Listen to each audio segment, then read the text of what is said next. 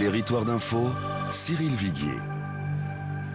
Bonjour et bienvenue dans la matinale d'info de Public Sénat, de Sud Radio et de la presse quotidienne régionale pour ce dernier jour de la semaine. Aujourd'hui, notre invité c'est Jean-Marie Le Pen. Bonjour Jean-Marie Le Pen, vous êtes fondateur du Front National et député européen. Et pour vous interviewer sur ce plateau ce matin, Christophe Bordet de Sud Radio, bonjour Christophe, et Michael Zamès de Public Sénat, bonjour Michael. Bonjour à tous. Jean-Marie Le Pen, c'est votre rentrée politique, c'est aussi ce matin la réunion tout à l'heure de l'état-major du Front National pour plancher sur l'avenir. Or, un sondage indique que Marine Le Pen, votre fille, est en perte de vitesse. Avec 25% de bonnes opinions auprès des Français, elle perd 4 points par rapport à l'année dernière. Mieux encore, ou pire, 56% des Français estiment que le Front National représente un danger. C'est 2% de plus que l'année dernière. Est-ce que vous considérez, vous, Jean-Marie Le Pen, que cet affrontement avec elle, depuis des mois et des mois, y est pour quelque chose? Bien évidemment. Cet affrontement qui est d'ailleurs une persécution qui me vise, parce que moi, je n'ai pas souhaité affronter la direction du Front National. Au contraire, j'ai fait toute une série de démarches qui prouvaient ma bonne volonté, sur la base d'une constatation évidente, c'est que quand on prêche l'union nationale, on doit la d'abord pratiquer chez soi.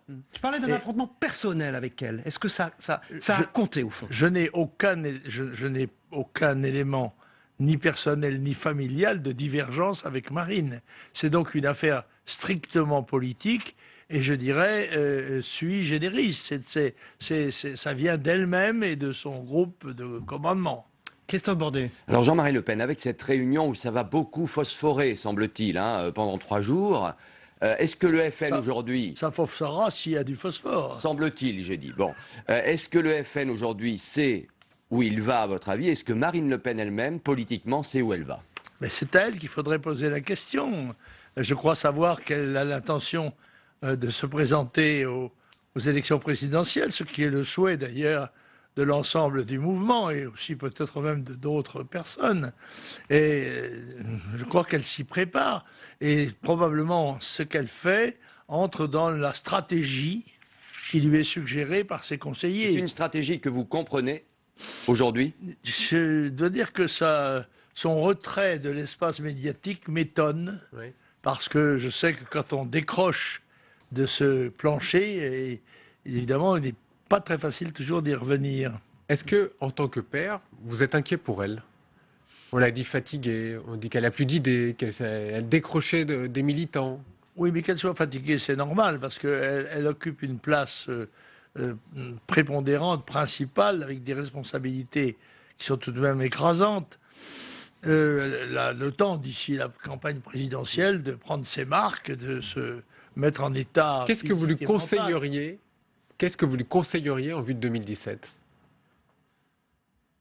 De continuer sa vie politique naturellement comme elle le faisait auparavant, mais en ménageant tout de même des plages de repos, ne se croyant pas obligée de répondre à toutes les sollicitations et à toutes les invitations. Bon, la presse étrangère est évidemment très avide de savoir ce que pense le leader du Front National. Mais il est évident que l'impact électoral de ce travail est modeste. Par conséquent, c'est là-dessus, je crois, qu'il faut faire un petit peu une économie. Jean-Marie Le Pen, l'arrivée au pouvoir, c'est donc la thématique de cette convention du Front National qui va avoir lieu pendant 3 jours, organisée à huis clos par Marine Le Pen. Si j'ai bien compris vos propos depuis le début de cette émission, vous n'en serez pas. Non, je n'ai pas été invité. Et je m'étonne tout de même d'une chose, c'est qu'on réunisse un colloque, un symposium, une convention. Un séminaire. Comment? Un séminaire. Oui, alors qu'on ne réunit pas l'organe démocratique qu'est le comité central.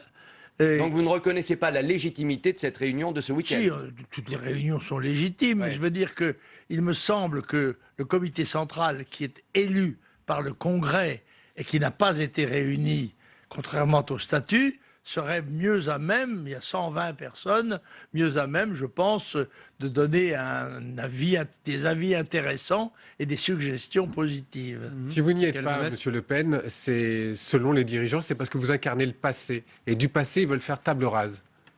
Oui, ça n'a pas très bien réussi à l'international, ça, du passé, faire table rase. Mais ça a bien réussi en termes de résultats électoraux.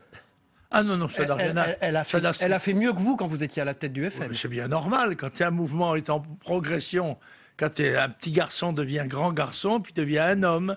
Donc le Front National a progressé constamment et les vous vous en réjouissez. et les événements corroborant ces analyses et ces prévisions, il est normal que l'opinion se soit tournée vers ceux qui ne s'étaient pas trompés. Mais Jean-Marie Le Pen, Bordet. est-ce que vous avez le sentiment aujourd'hui, face à eux, d'être l'homme du passé? Pas du tout. J'ai le sentiment d'être l'homme du présent. D'ailleurs, je suis là, je suis parlementaire européen et je suis toujours, d'ailleurs, et je le serai longtemps, jusqu'à ma mort, je pense, président d'honneur du Front National. Par conséquent, je ne m'interdis pas, au contraire, de parler, puisque mon combat s'est fait toute ma vie en faveur de mon pays. Je le trouve en grand danger actuellement et par conséquent, je ne vais pas m'abstenir de parler ou d'agir si je le puis. Michael Zamès. Je rentre un petit peu dans le détail de cette convention. Il y a la sortie de l'euro, le changement de nom du parti, pourquoi pas des alliances avec d'autres partis politiques. Qu'est-ce que vous pensez, si on commence par la sortie de l'euro, est-ce que vous êtes favorable à cette sortie, oui ou pas? Je rappelle que la ligne officielle du Front National, telle qu'elle est définie par les congrès et non pas par le programme présidentiel, ce sont deux choses différentes, n'est-ce pas? C'est que nous étions partisans des adversaires de la monnaie unique, mais des partisans de la monnaie commune, au moins dans une étape, c'est-à-dire qu'il y ait à la fois l'euro et le franc, qu'on rétablisse le franc, et nous pensions d'ailleurs, en analysant la situation, que l'euro allait tôt ou tard capoter. Donc nous voulons nous préparer à cet échec de l'euro et à une rentrée vers la monnaie Donc c'est nationale. pas Florian Philippot, par exemple, qui a la ligne un peu économique du parti aujourd'hui. C'est pas à Florian Philippot de dire on sort de l'euro, c'est comme ça et c'est pas autrement. Non, bien sûr que non. Ce sont les congrès qui devraient faire ça. Mais je note aussi qu'il n'y a pas eu de congrès au Front National depuis 5 ans, alors qu'en principe, c'est tous les 3 ans. Donc vous en réclamez un? Oui, un congrès ou au moins la réunion du comité central, c'est-à-dire des organes officiels, pas créer des organes adjacents, nouveaux, qui me paraissent ne pas avoir les mêmes qualités de représentativité. Monsieur Le Pen, vous voyez bien la stratégie, hein, changer de stratégie, changer de nom, pourquoi pas la fin de ce grand défilé que vous prenez aussi depuis le 1er mai, comme chaque année. Finalement, la suite, c'est quoi? C'est délepéniser le parti? C'est possible, mais il y a des gens qui veulent toujours, qui croient que le changement est un progrès. J'ai mis sur mon tweet ce matin une formule célèbre de Georges Bidault qui la disait un peu en nasillant, quand il n'est pas nécessaire de changer, il est nécessaire de ne pas changer. Eh bien, c'est ce que je pense. Et les gens qui, très curieusement d'ailleurs, ce sont des gens qui ne sont pas du Front National, qui veulent changer le nom du Front National. C'est en particulier M. Collard et M. Ménard. Et je disais, est-ce que Mouette et Chandon accepteraient de s'appeler Collard et Ménard pour refaire une carrière commerciale dans le Champagne? Je ne crois pas. Est-ce qu'à votre avis, il faut élargir le socle du Front National aujourd'hui, comme souhaitent le faire visiblement les dirigeants du Front National aujourd'hui? Et j'ai envie de dire, avec qui et pourquoi faire surtout? Il faut défendre ses idées, celles qu'on croit justes. Ma doctrine a été tout au long de ma vie, je préfère être battu sur mes idées qu'élu sur celles de mes adversaires. On a d'ailleurs dit beaucoup que vous ne vouliez pas le pouvoir. Et je ne voulais pas le pouvoir quand nous avions 15% des voix, parce que ça signifiait que nous entrions dans une coalition. Ça aurait fait l'affaire d'un certain nombre d'ambitieux du Front qui se seraient devenus ministres de cette coalition, mais je pensais que ça n'avait aucun intérêt si on ne changeait pas fondamentalement les options politiques qui étaient conduites depuis 40 ans, enfin en quelque sorte, ou pendant ces 40 ans, soit par l'UMP, soit par le PS. Monsieur Le Pen, qui dirige le Front National aujourd'hui? En principe, Marine Le Pen. Est-ce qu'elle a toujours la main? Pourquoi en principe? Parce qu'elle est la présidente. Oui. Mais il semble que des influences très fortes s'exercent, et en particulier celle de M. Philippot, qui est dans le fond un arrivé relativement récent. Enfin, cela étant dit, quand on regarde les différents scores aux élections, on peut se dire aussi que grâce à la ligne Philippot qui a voulu adoucir un peu le parti, etc., eh bien, le Front National a grimpé sans arrêt. Non, je ne crois pas du tout que ce soit la ligne économique du Front qui l'ait fait progresser. Je crois qu'en effet, c'est l'analyse qui est relative au phénomène dramatique de l'immigration de masse, du chômage de masse, de l'insécurité grandissante, de la fiscalité écrasante. Ça, ce sont les thèmes qui apportent des voix au Front National, de gens qui constatent que dans le fond, ce mouvement qui était décrit comme un mouvement extrémiste était très raisonnable puisqu'il avait vu clair alors que les autres se trompaient. Ce sont les circonstances et non pas la ligne politique. En grande partie.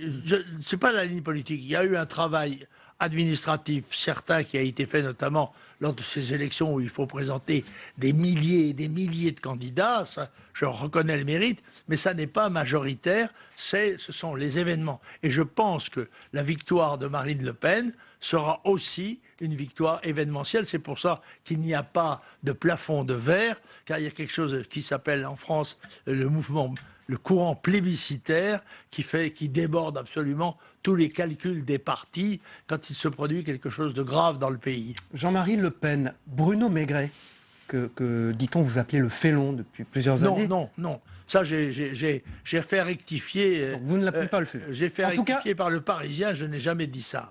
Alors en tout cas, il sort un livre. Oui. Et il semblerait que ce livre soit critique envers Marine Le Pen. Contre Bruno Maigret, vous pourriez défendre Marine Le Pen? Vous allez la défendre? Je ne sais pas, je n'ai pas lu le livre de Bruno Maigret. Il n'est pas sorti. Mais si éventuellement il le fallait, j'y répondrais. Mais je pense que Marine Le Pen est de taille à se défendre elle-même. Dites-moi, on va faire un peu de politique fiction, parce que tout à l'heure vous disiez quand même, si Marine Le Pen gagne en 2017, etc. D'abord, est-ce que vous y croyez, vous? C'est possible. C'est possible. C'est possible parce que je pense que la situation du pays va s'aggraver. Oui. Donc vous pariez sur l'aggravation du pays pour gagner? Je parie, je prévois et j'essaye de mettre un dispositif capable de faire face. Mais si Marine Le Pen devenait présidente de la République, hein, on est dans la politique fiction. Elle est présidente de la République, elle a remporté, car c'est nécessaire, une grande victoire législative, oui, ce qui est à peu près maintenant automatique depuis la réforme. Non, mais si elle devenait présidente de la République, chiracienne, ça ressemblerait à quoi les premiers mois de Marine Le Pen au pouvoir, à votre avis? écoutez, je ne suis pas Madame Soleil, je ne sais pas du Oui. tout.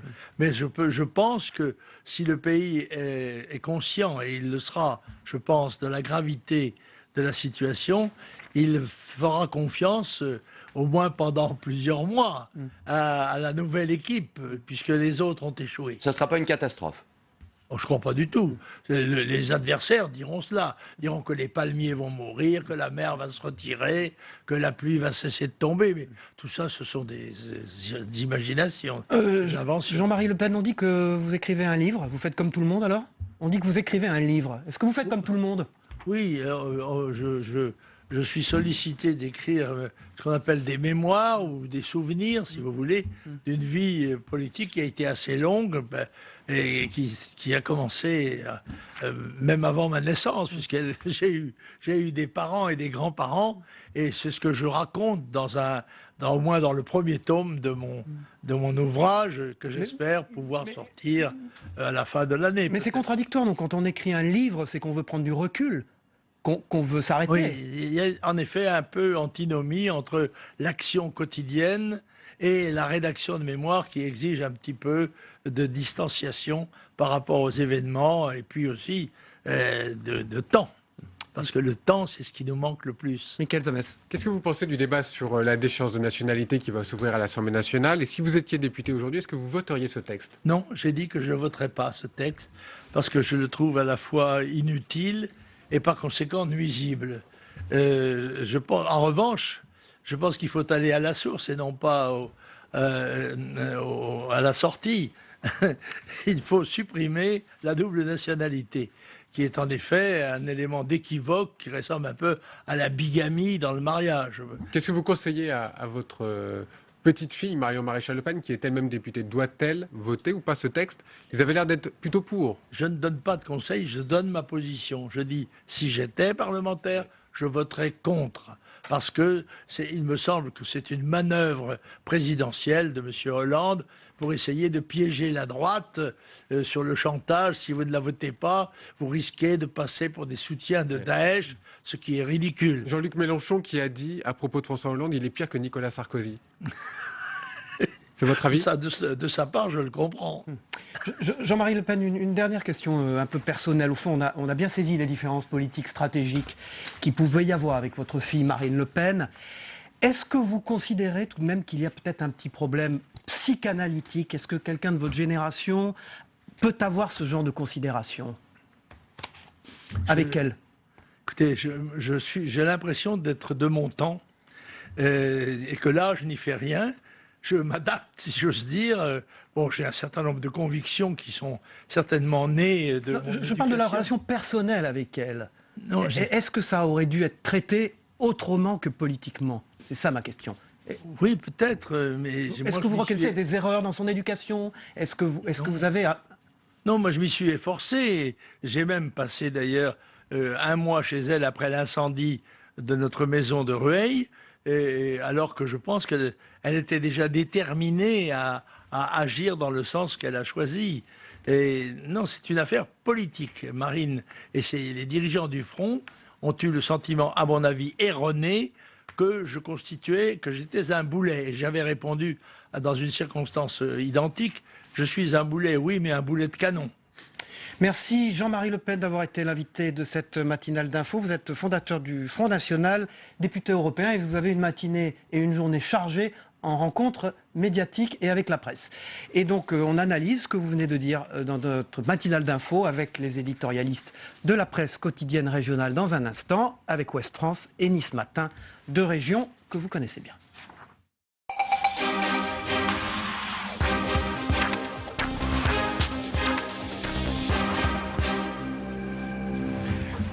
Voilà, bonjour Denis Jambard de Nice Matin. Bonjour Cyril. Et bonjour Michel Urvois de Ouest France. Bonjour Cyril. Donc vous êtes avec nous ce matin pour analyser avec nous, débriefer les propos de Jean-Marie Le Pen qui faisait donc sur Public Sénat et Sud Radio sa rentrée politique aujourd'hui.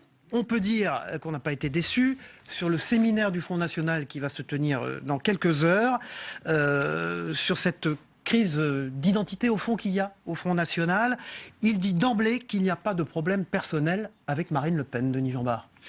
Écoutez, moi, d'une manière générale, sur sa prestation, je l'ai trouvé, passez-moi l'expression, un peu soft. Ça lui déplairait parce qu'il aime bien qu'on parle en français. Donc, je ne l'ai pas trouvé très agressif, vif, mais d'une certaine manière, il accepte très bien l'idée que Marine Le Pen concourt pour la présidentielle et visiblement, il souhaite son succès. Et même peut-être lui donner des conseils, Michel Urvois. Oui. Et la grande différence, me semble-t-il, c'est que lui reste convaincu que le Front National peut gagner seul, alors que Marine Le Pen, précisément, c'est l'objet de ce séminaire, considère qu'il faut se poser les questions du pourquoi du plafond de verre, de comment le franchir, avec alliance, pas alliance, adaptation du projet, pas adaptation du projet. Or, lui ne veut pas entendre parler de ça. Lui, il dit « je suis d'actualité, je suis de mon temps ». Il a eu plusieurs formules sur le changement de nom. Enfin, c'était quand même un moment Collard et Ménard. Enfin, c'est fabuleux. À la place de Moët-et-Chandon. Donc, gardons l'appellation Front National. Donc, on voit bien, c'est le Front National canal historique qui, de son point de vue, tout seul, peut gagner. Avec une contradiction au fond, il veut continuer d'être dans l'action, c'est la raison de sa présence dans cette matinale d'info ce matin, et en même temps il va écrire un livre de mémoire. Donc il est dans une transition, Denis Jambard, Jean-Marie Le Pen. Je pense qu'il a compris que la situation était irréversible. On n'a pas vu un Jean-Marie Le Pen qui souhaite reprendre la place qu'il a abandonnée à sa fille. Non, mais il a dit « je serai président à vie jusqu'à ma mort ». Président d'honneur, mais c'est un président d'honneur qui est tenu, comme il l'a souligné, à l'écart de ce séminaire, j'allais dire gouvernemental. Je pense que en tout cas, à vocation gouvernementale dans la tête des dirigeants du Front National.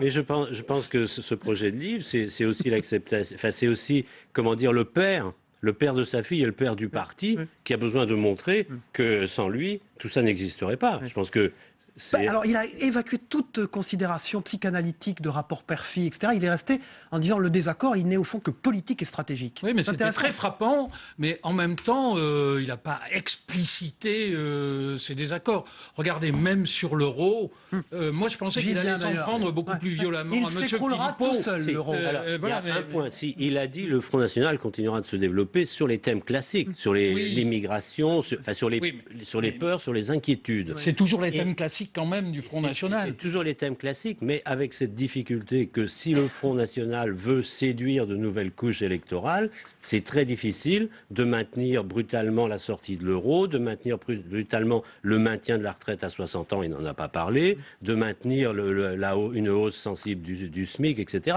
Je veux dire, les petits commerçants, les petits employeurs, etc., s'il veut les séduire, c'est pas avec ces thèmes-là. Donc là, il y a une contradiction programmatique. Tout de même, Denis Jeanbart, sur la ligne du Front National, entre au fond, la ligne économique libérale de Marion Maréchal Le Pen et celle étatiste de Florian Philippot, lui, son opinion est très tranchée là-dessus. Oui, non, mais bien sûr, encore qu'on a connu un Jean-Marie Le Pen très libéral, enfin, si on reprend son histoire, l'histoire de sa propre pensée politique, on l'a vu naviguer aussi sur tous ces. Mais ça, c'est dû à des considérations personnelles, vous pensez, anti-Philippot, personnellement, donc contre sa ligne à lui aussi? Non, c'est sa manière, comme il le dit, de se tenir au goût du jour et de s'adapter à la situation. Mais moi, je reviens quand même sur l'ambiance général, je ne l'ai pas trouvé agressif vis-à-vis. Alors pourquoi? Est-ce que vous avez une explication politique? Il est quand même obligé de s'incliner devant les faits. Il l'a lui-même d'ailleurs reconnu.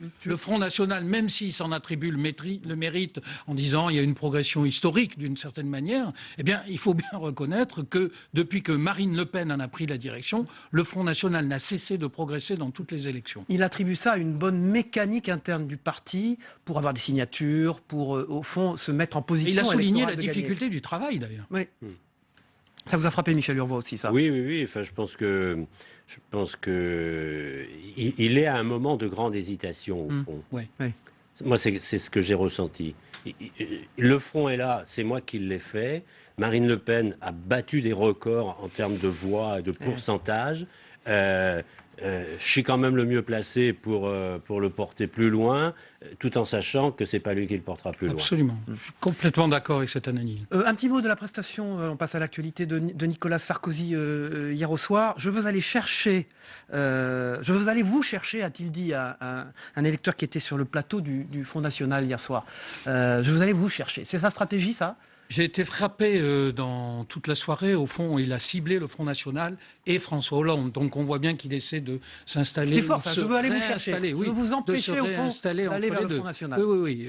Écoutez, il sait bien qu'une partie des voix nouvelles du Front National viennent de l'UMP, enfin ex-UMP, les Républicains aujourd'hui, et aussi d'ailleurs du Parti Socialiste. Y réussira-t-il? En tout cas, moi j'ai regardé le sondage de fin d'émission. Il n'a pas cassé la baraque, comme on dit, mais il a quand même progressé sur tous les terrains. Michel Leroy. Oui, effectivement, je suis complètement d'accord sur le côté central, enfin arbitre entre les deux. Et moi, ce qui m'a frappé, c'est la difficulté à répondre par des slogans à des situations, dans la confrontation avec les Français, entre guillemets, de répondre par des slogans à des situations dont on a vu qu'à chaque fois, elles étaient un peu plus compliquées que ce qu'on veut bien dire. Donc je pense que ça pose une question sur la capacité à dessiner un projet. Denis Jeanbart, c'est le socle de Nicolas Sarkozy qui peut lui faire gagner les primaires, ce socle de fans, de militants très sarkozystes. Parce qu'on regarde toujours Nicolas Sarkozy par les gens qu'il déteste, c'est-à-dire 65 à 70% d'après les sondages.